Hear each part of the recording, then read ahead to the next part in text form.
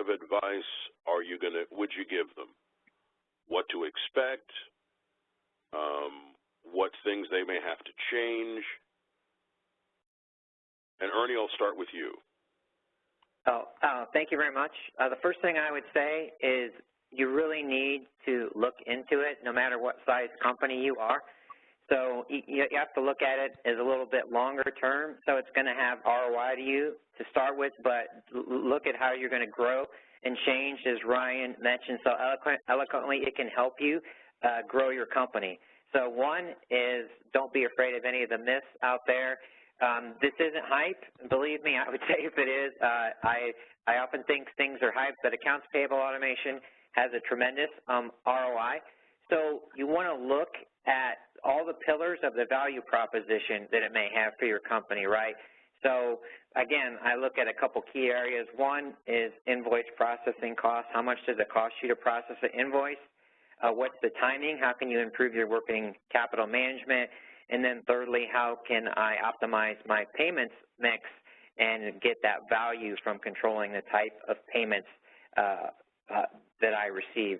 So I think you want to understand the pillars of that value proposition, and I would encourage folks to go to SAP Concur. They've got some great thought leadership there, some white papers, case studies. Find a company that fits yours in industry. Reach out to people on LinkedIn.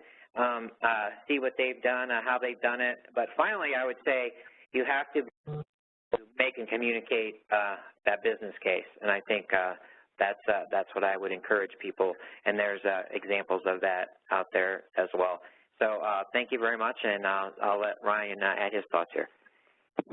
Well, thank you for the kind words, Ernie, and I'm sure we'll do everything we can to continue to earn that reputation. So in addition to what Ernie had said there, I would say one of the things that I like to tell companies is when you're going through this, let's define the needs, let's have the business case, let's do all these things that are super important to the business, let's get the efficiencies. But as you move through this process, don't look to automate a current process, or what we may some say is a suboptimal process. Really look at the end in mind and say, what are we trying to achieve? And then let's take the best practices. Let's look at some recommendations, let's challenge the norms, and let's look at what we can do to really take advantage of all of the things that are available to us and plan for that change in the future.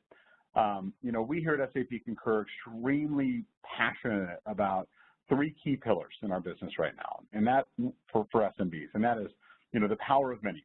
How are we able to take all of these small and medium-sized businesses that we partner with and use the data, the insights, and the information to bring technology to these groups that they wouldn't normally have access to bring strategies and insights to help them, manage their business in new ways that creates an opportunity for them. The other thing is to see the unseen, because we do work with so many organizations and we have had an opportunity to work with them from when they were very small to very large. We think it's really important to take an opportunity to see the things that other organizations like yourselves who've gone before you have already been through and learn from those mistakes, so you either don't have to make them or don't make them for as long.